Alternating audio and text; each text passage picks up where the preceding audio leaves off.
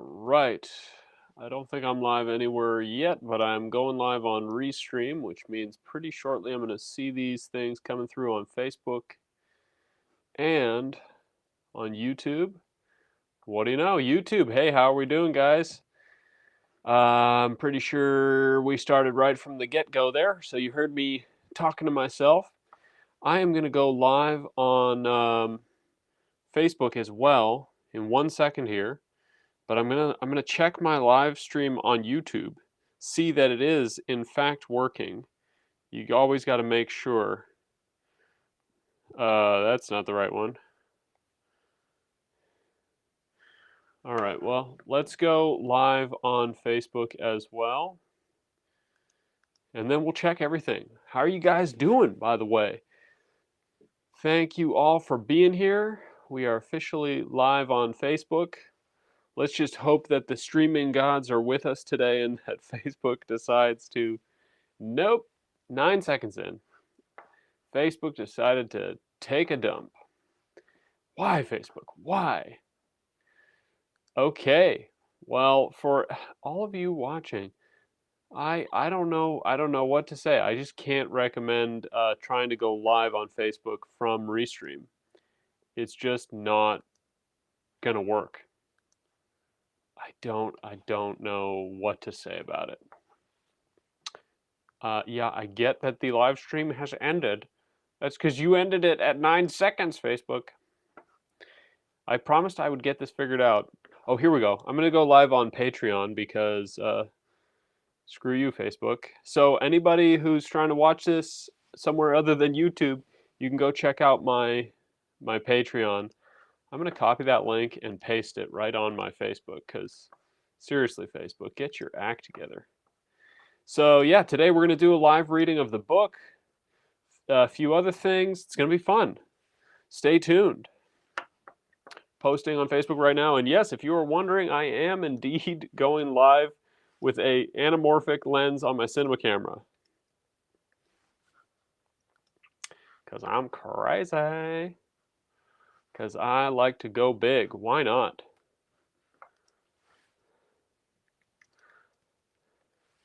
Why not, guys? So how are you all doing? Let me know in the comments if you can hear me. Let me know if my mic is working. I'm going to check right now the only way that I know how, which is to go to my YouTube studio.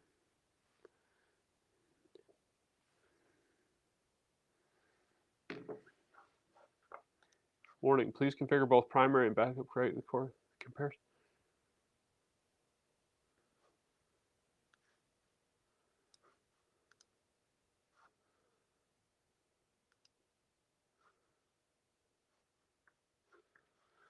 Am I live? I'm trying.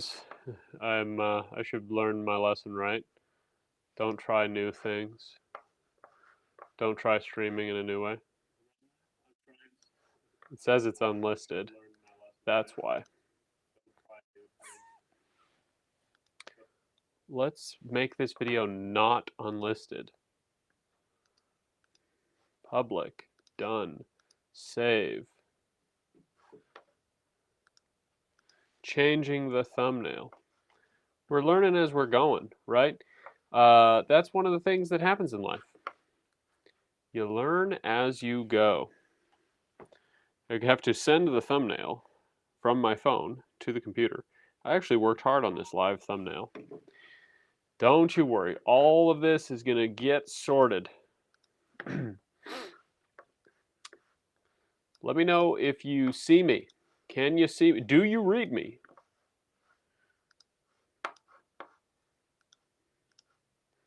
We're well on our way.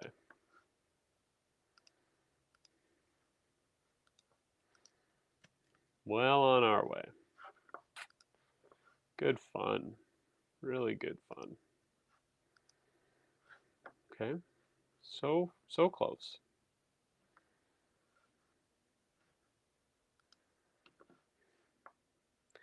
Blah, blah, blah. Just waiting for computer land to cooperate. Computer, stop. Silly. Okay. Just about everything that can go wrong will go wrong. That is life. What to do to die today at a minute or two till two, a distinctly difficult thing to say, but harder still to do. For they beat a tattoo at a minute till two with a rat-tat-tat-tat-tat-tat-tat-tat-tat, and the dragon will come when he hears the drum at a minute or two till two today at a minute or two till two. What to do to die today at a minute or two till two, a distinctly difficult thing to say, but harder still to do. For they beat a tattoo at a minute till two with a rat-tat-tat-tat-tat-tat-tat-tat, and the dragon will come when he hears the drum at a minute or two till two today at a minute or two till two. Are you gonna let me go live now?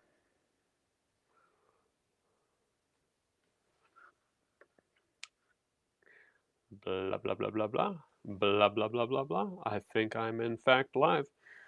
But soft what light through yonder window breaks, it is the east, and Juliet is the sun. Arise, fair sun, and kill the envious moon, that is already sick and pale with grief, that thou her maid art far more fair than she, but not her maid since she is envious. Her vestal livery is but sick and green, and none but fools do wear it. Cast it off, oh, it is my lady, it is my love, oh, that she knew she were. She speaks, yet says nothing. What of that? Her eye discourses, and I will answer it. I am too bold. It is not to me she speaks, two of the fairest stars in all the heaven having some business to entreat her eyes to twinkle in their spheres until they return. Her eyes in heaven through some airy region would stream so bright that the birds would sing and think it were not night.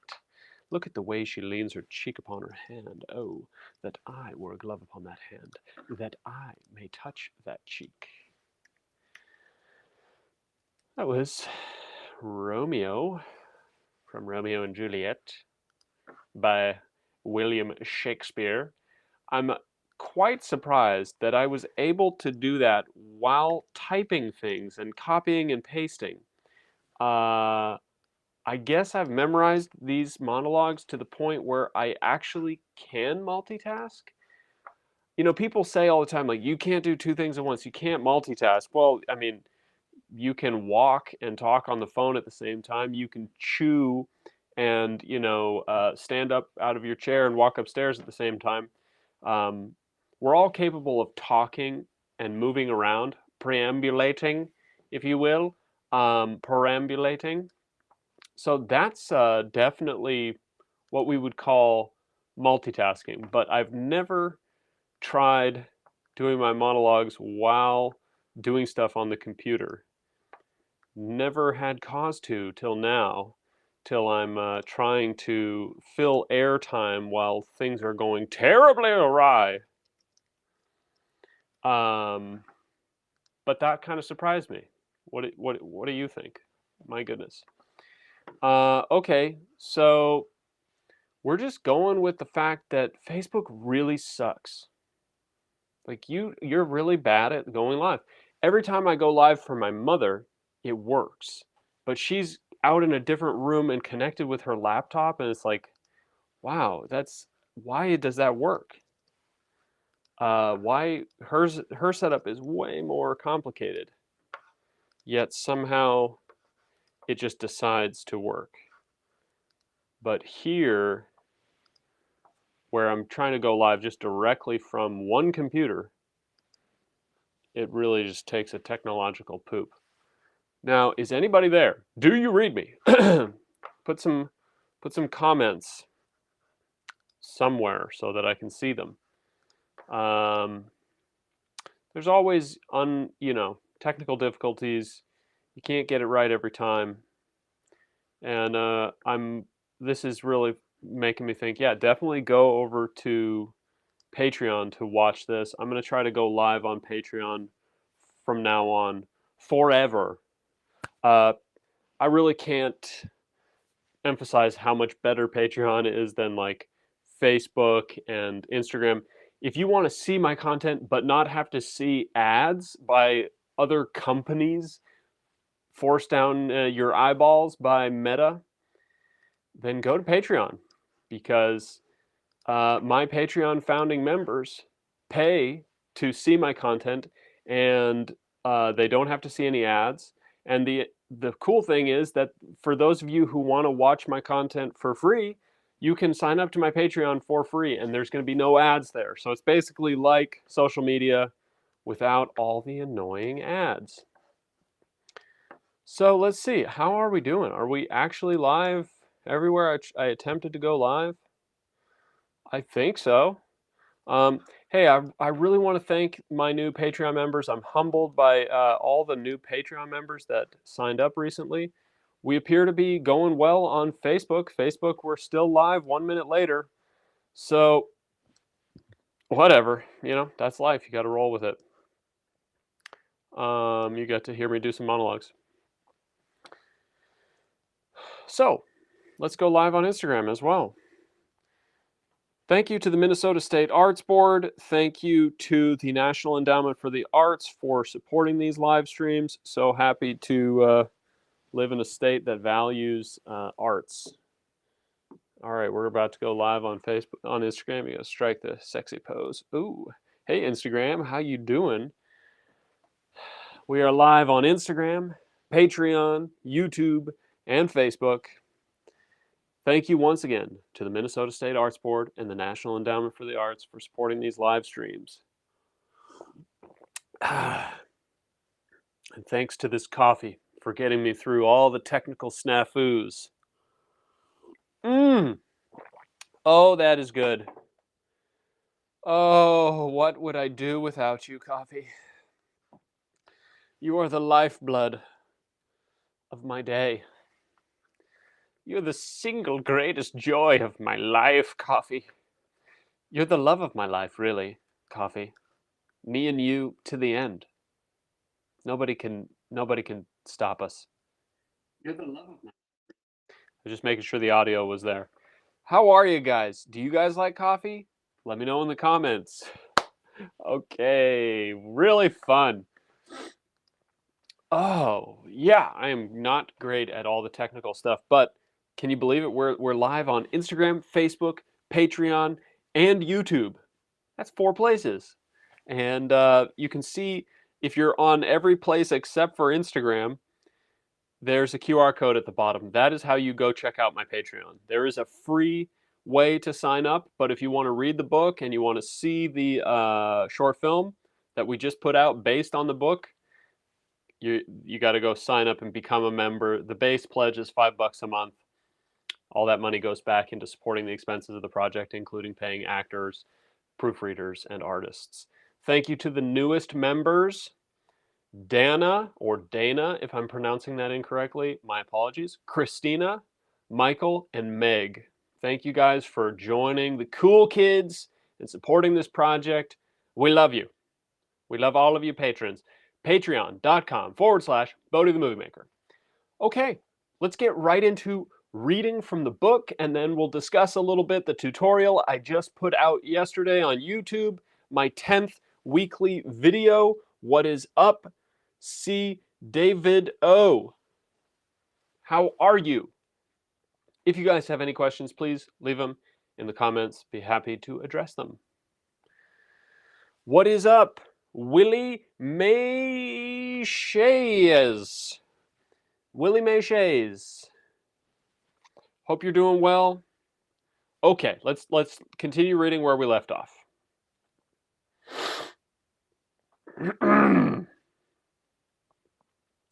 The ladies all look around trying to find Nadine. Nadine Bishop happens to be in Deborah's closet-sized bathroom.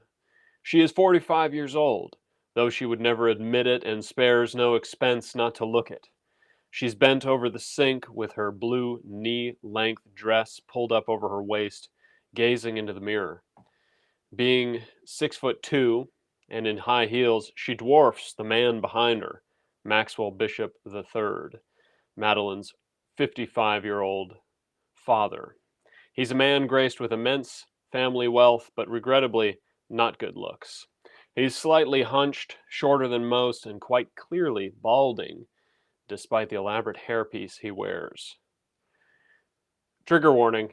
It's getting hot and heavy in this closet-sized bathroom. Forgot to issue the trigger warning. Now you've been warned. Sweat rolls down his face. The cigar in his sport coat breast pocket bounces back and forth as he thrusts at her from behind. His pants are down around his ankles. And I'm getting a spam call on behalf of everyone on Patreon and everyone in the world, you suck. You suck, spam callers. I hate you. Okay? Thanks a lot. Okay. His pants are down around his ankles. He stands on his toes and grips her waist. Instagram is now taking a poop because of the spam caller. Stop it, Instagram. Stop it. Stop it. Stop it. All right, we're going to go live on Instagram. And again, one more time. Jesus. I'm so sorry, everybody. I'm so sorry. We are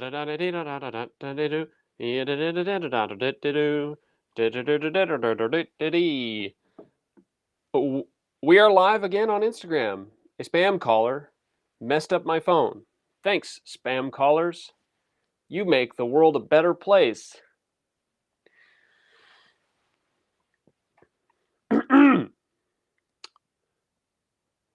His pants are down around his ankles. He stands on his toes and grips her waist. Nadine looks at her reflection, checking for food in her teeth. I've still got it.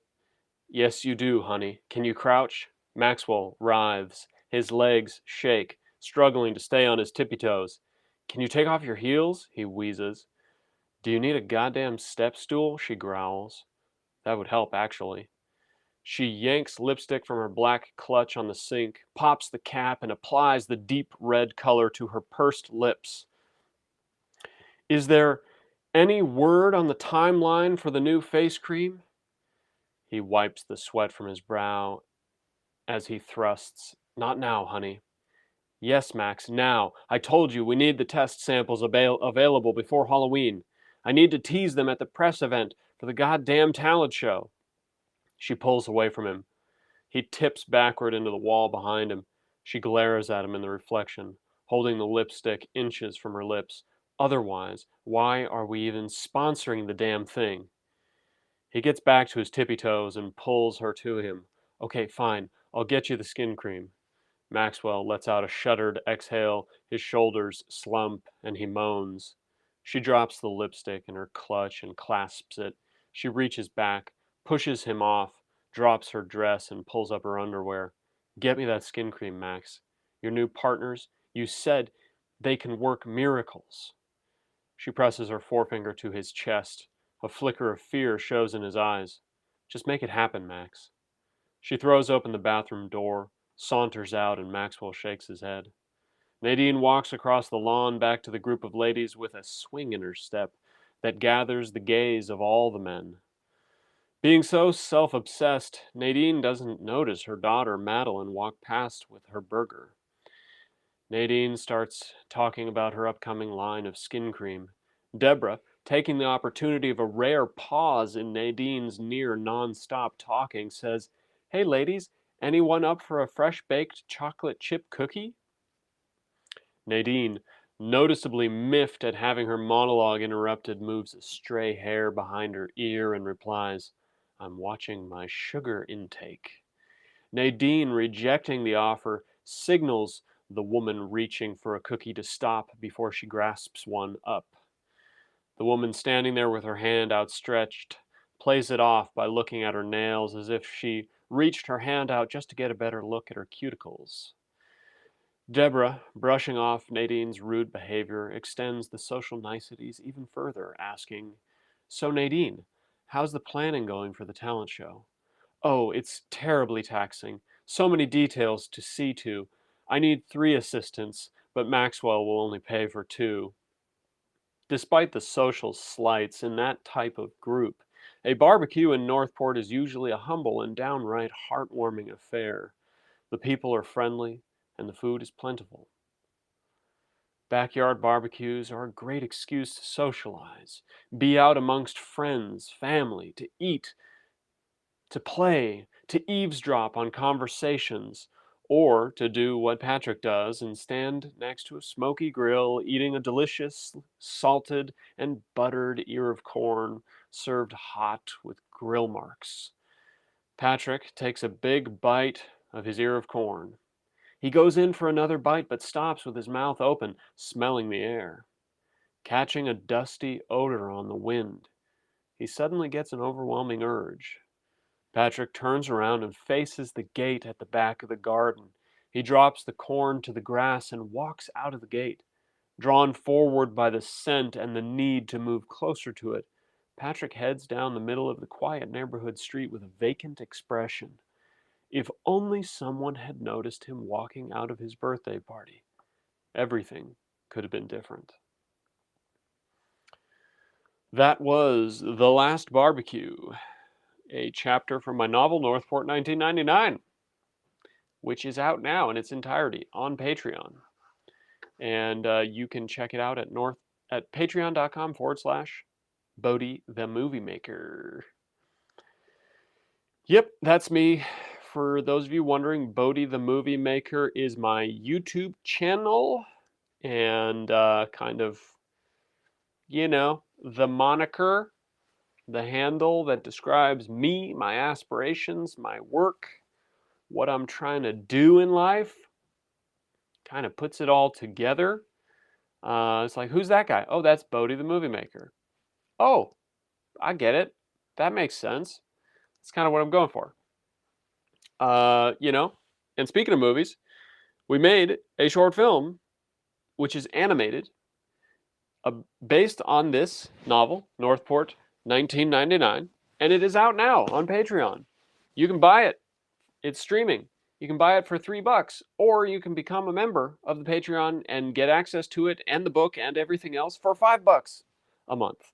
And if you don't like it after a month, you can stop being a Patreon member. There's no commitment. Kind of like me and the ladies. Sorry. If you are terrified of commitment, then, check out my Patreon, because there's none. There's no commitment there. You're a free ranger. You're Lone Ranger, lone buck, doing your thing. Go check it out. $5 a month. Read the book. Watch the film. If it's not your pace, if it's not your speed, then you know what? Cancel anytime. We're like that. We're cool. Okay, let's pick up where we left off.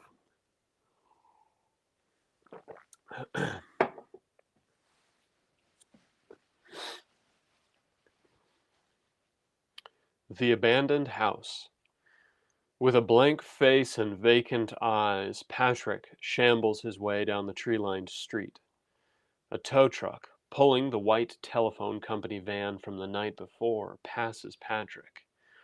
The driver is hidden away under a yellow hazmat suit. Patrick comes to the dead end and the abandoned old Victorian house overgrown with vines and bushes. He used to play in the dilapidated house with the neighbor boys when they were little, on the days they were feeling brave enough. Most of the windows are broken out, and the front door has been missing for years now. Patrick enters the creaky old house with no expression on his face and no urgency in his movement. He is compelled to move through every room, looking for something, sensing he is getting closer and closer to whatever it is that has created his urge to set out on this journey in the first place. After exploring the upstairs, all the bedrooms, and staring blankly out each window, he stops to smell the air and listen to the light breeze pass over the roof. The sounds of life outside, even the rumblings of his barbecue frivolities a few blocks away. He goes back downstairs. He sees a door leading down into the dark cellar. Why is it that in this story most doorways lead somewhere dreadful? I don't know. I wish this were a story where doorways led to meadows and sunshines, butterflies and happy childhood memories, but it's not. Back at Patrick's idyllic barbecue, Grayson is seated alone in the corner of the garden, slouched in a lawn chair, his backpack at his feet and a lit cigarette in his mouth. In his lap, his portable CD player whirs, and he puts in his earbuds. Thank You by Dido comes on. He closes his eyes. The music feels good. Its vibrations bring him back home to his safe place. He wants to stand and let the music roll down his body. He has found his personal bliss. Tears are close to the surface. Edging towards some emotional catharsis, suddenly a low drone starts to interrupt his music. Only after the sound becomes too loud to ignore, he begins to realize it is a voice. Grayson? Are you awake, Grayson? His eyes open and he sees Deborah standing over him, with Madeline by her side with a wide stance and her hands on her hips. He plucks out his earbuds. Do you know where Patrick went? People saw him go out the back, and we're ready to bring out the cake. She points to the open gate across the yard. Grayson shakes his head. Madeline turns and marches toward the gate. I'll go get him. Take Grayson with you, dear, says Deborah. No need, I'll be fine. No need, I'll find him. It'll give you two an opportunity to get to know each other, Deborah insists. Madeline stops, turns, and looks at Grayson. He stands. She rolls her eyes and shrugs. Okay, fine, come on then. Moments later, Grayson finds himself following Madeline, walking down the street. She has her Nokia brick phone pressed to her ear, trying to get a hold of Patrick. Grayson, warming up considerably from keeping up with Madeline's stride, unzips his hoodie as he looks around and admires the large brick houses that line the street. Homes from a bygone era, a more prosperous time. No answer, she says, stuffing the phone in her jacket pocket. A silent moment passes. She waits for him to say something. Okay, son of the gray-haired one, so tell me, how in the world did you and Patrick become friends? He's nice. Elaborate. He was the one out of all the neighborhood kids who didn't think I was just the weirdo up the street. She shakes her head. You know, if those kids would have called me weirdo, I'd have kicked their asses. You should have punched them in the face. If I was that kind of person, I'd have spent my childhood punching people in the face. I'd rather turn the other direction and hang out with the one that's nice to me. Well, you can't run away from your problems forever. It's only my problem if I care what they think. With that attitude, you end up with only one friend. After a sigh and a quiet contemplation, Grayson replies, Yeah, well, one is enough. Standing in the cellar, Patrick sees only a few shafts of light from small windows overgrown with vines. The air is thick and humid, smelling of decay. His phone buzzes in his pocket. Madeline calling again, but he doesn't react. He keeps looking around the cellar.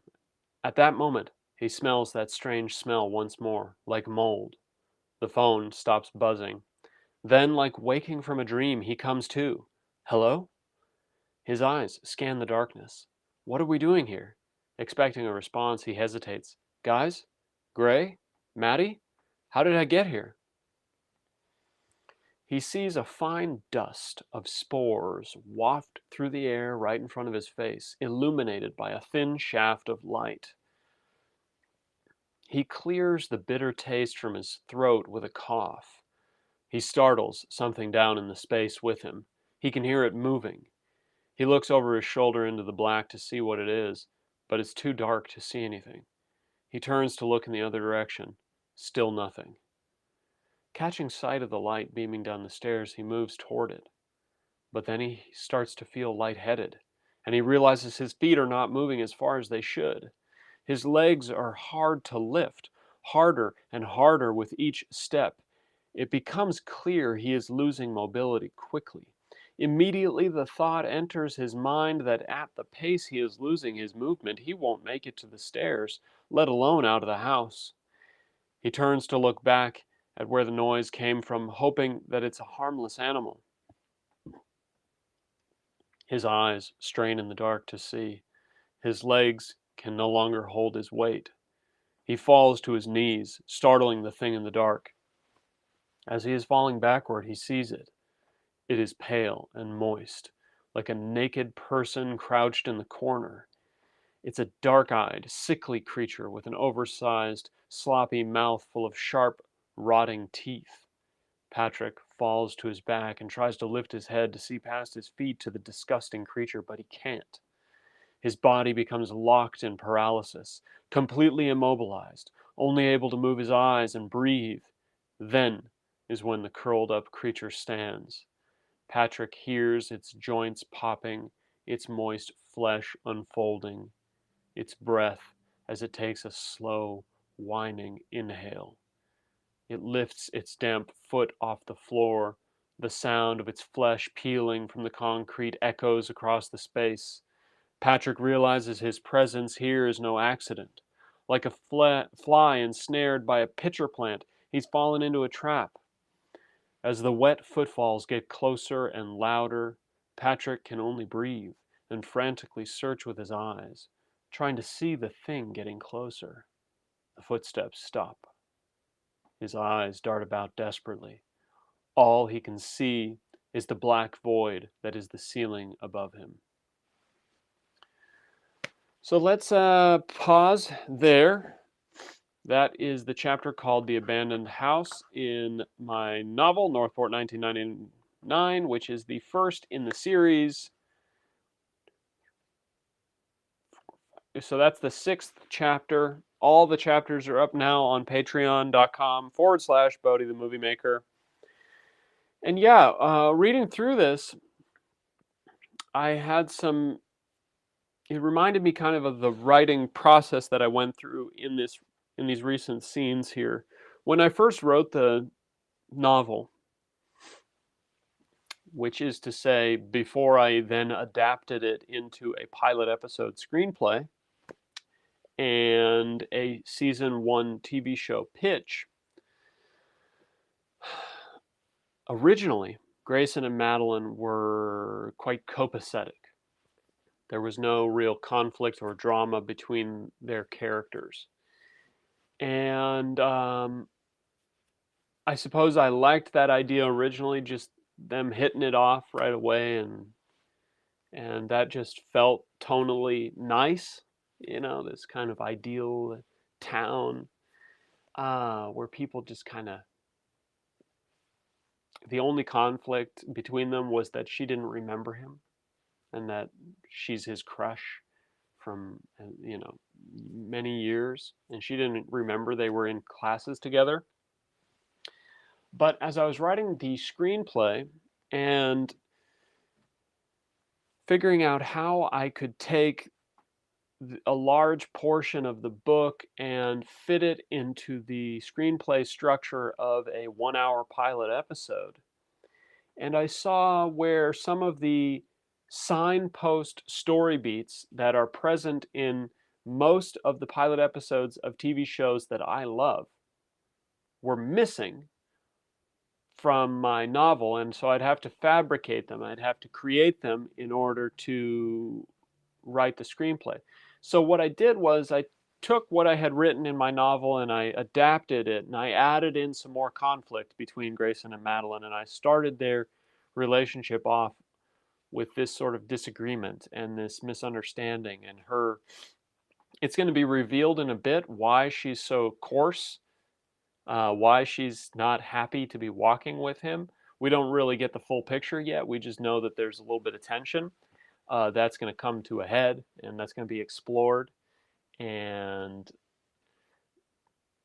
so that, which now is obviously in the novel, that came from the adaptation process.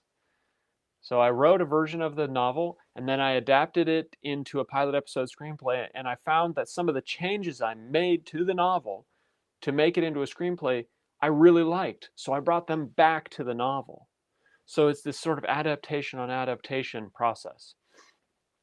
There are plenty of changes that I had to make to the story to make it fit for a pilot episode and a season 1 series pitch that I didn't bring back to the novel. They weren't necessary for the novel, but they were necessary changes for a cinematic adaptation.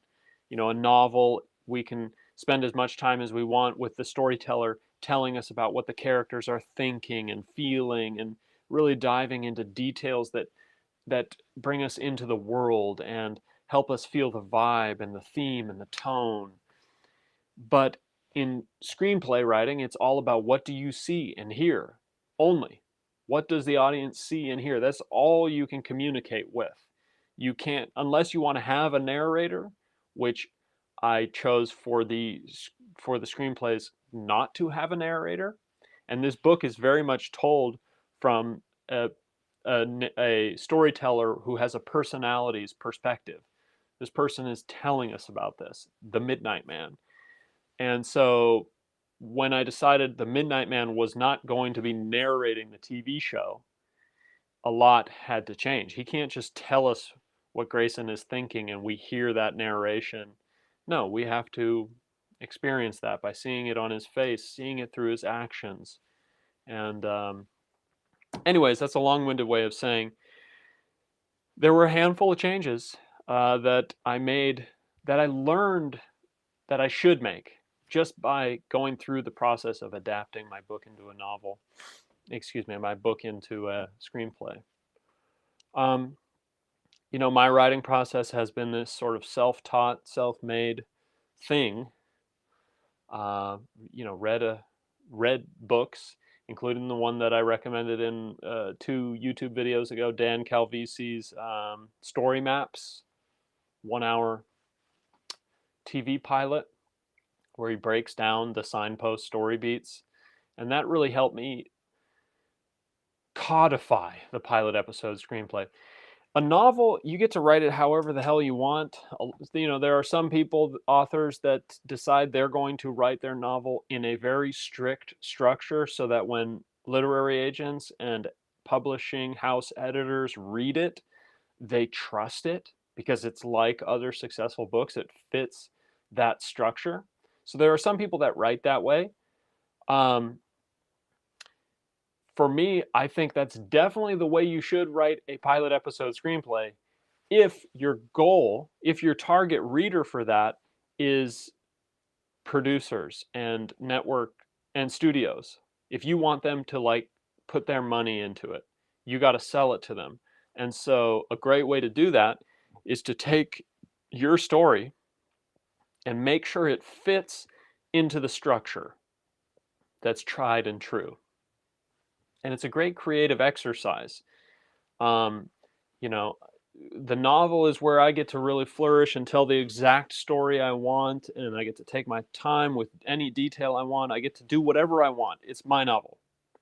There's no limitations. But then adapting it to a pilot episode screenplay, I have to take my creativity, I have to take this, my baby, and I have to make it fit into this mold, and I have to cut away anything that doesn't help it do that. And I have to create new things that are missing when I realize, oh, I can't quite fill out the mold. I'm missing this signpost story beat.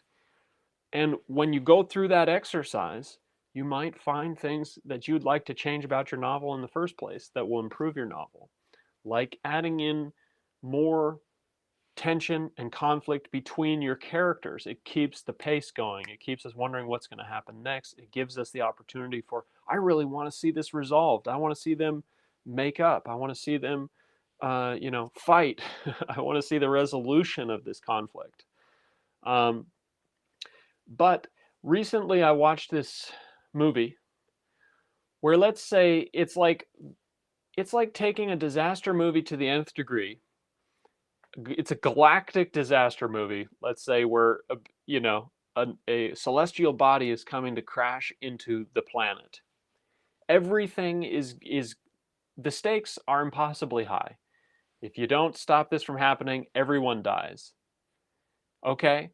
But then they wrote in all this dumb conflict between the characters, the main characters. You know, the main character and the next supporting character are like a recently divorced couple, and they're bickering the whole time. And it's like, okay, I get it. You want some more conflict. You want to keep it spicy. You want to keep it dramatic. But like, literally, everybody's going to die if they don't focus and succeed at their mission. Who gives a shit about their marital squabbles? Like, they wouldn't. So you don't want to just put in conflict between two characters for no reason. So I made sure to steer clear of that, and I made sure that the conflict between these two characters highlighted their stories and the journeys that they're on and the obstacles that they're going to face, and tease us up for their weaknesses and their strengths. And by engaging in this conflict with each other, they're both facing their weaknesses and their central obstacles and furthering the storyline and the character arc of these specific characters. So, you know, I think conflict for the sake of conflict is stupid. Conflict that drives the story forward and develops our characters and their transformation, that works. I don't want to spoiler alert. I don't want to spoil anything, so I won't, you know, further explain the conflict between Grayson and Madeline and what it talks about. But, you know, it tells us about who they are, rather than just two divorcees bickering while trying to save the world. All that tells us is like they're divorced, and then they bicker again in the next scene. Oh, they're divorced, and then they bicker again in the next scene. Oh, okay, they're still divorced. It doesn't say anything about, like, who are they going to be? You know, why are they bickering? Other than you just couldn't figure out a way to jazz up the dialogue any other way. Well, here's the thing. We don't give a shit about that dialogue. They're all going to die. You know, just focus on the main thing. Anyways, I'm blathering. I enjoy doing that. Clearly, I like the sound of my own voice. That's why I wrote a novel. I think it's terminal. I think it's pathological. All right, guys, been a lot of fun. Sorry about all the technical snafus at the beginning, but I'm really happy to now be able to go live on Patreon. And again, it's free. That live stream on Patreon is open to the public, so please definitely consider going and signing up to the Patreon. If you don't want to commit to the $5 a month right now to get access to the book and everything, that's fine. You can join for free. And I post stuff for free almost every day. The stuff that you get if you pay $5 is you get access to the book, you get access to the short films, you get early access to as much stuff as I can put out, like all my YouTube videos and behind the scenes stuff. You get credited in the back of the book as a founding member. You get credited at the end, you get shout outs at the end of all of my YouTube videos. And the next 20 people to contribute $20 or more to this project will get a free signed copy of the book when it is published in physical form. And so those spots are running out. People who sign up for $5 a month, 4 months later, you now have earned yourself a book. So it's essentially pre-ordering the physical copy of the book while you get to go read the work in progress PDF full draft. And the next book is coming shortly. I'm already working on the next. I won't say how many I'm working on right now, but I'm working on multiple of the next books in the series.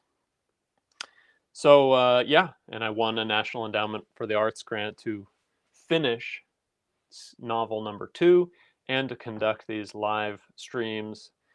And yeah, you know, I'm learning how to do it. I'm using simulcasting software that allows me to put it out on Facebook, YouTube, Patreon. And honestly, if Facebook just liked me more, it would work. That's the only problem, is for some inexplicable reason it just stops the live stream sometimes. Fortunately, I've been able to figure out how to circumvent it just by dumb luck, I guess, on my mother's live streams. But on mine, no such luck, I should say. But that's okay. Such is life. So yeah, once again, if you want to support this project, help me pay voice actors for my short films, help me pay proofreaders for the novels, and artists for all the other parts of this project, go to patreon.com/Bodhi the Movie Maker. There's also Venmo, PayPal. That information is in the description of these videos. And for those of you on YouTube and Facebook, the QR code to just scan real quick so you can go to Patreon's right here. Go check it out. All right, guys. Yeah, it's been a lot of fun. I would love to get your questions. If you ever have any, send them to me. And if I missed them in this live stream, I will get to them next time. And it's been fun. And for those of you wondering, I am in fact shooting on an anamorphic lens with a cinema camera. Yeah, it's a lot of fun to merge my cinephile and my live streaming. You know, my inner cinephile is really happy to set up this anamorphic lens on a cinema camera and then pipe it into my computer for a live stream. Why not? You know, why use a webcam when you could use a movie camera? And why use your microphone on your computer when you could use a nice wireless lapel mic? And it is hidden quite well by my hazmat bomber jacket. It's going to be out of focus, but there it is. I'll pop up the QR code for the hazmat bomber for those of you wondering. Another thing you get for signing up to the Patreon is 15% off of merch. Okay, I had this on here, but they removed my promo code. Damn you. Okay, I'll add the QR code later. You can go to northportstory.com/shop. So people who sign up to the Patreon get 15% off of all the merch on the store. You get a promo code that you can use as many times as you want. And people who sign up for free, we're going to do a 5% promo code.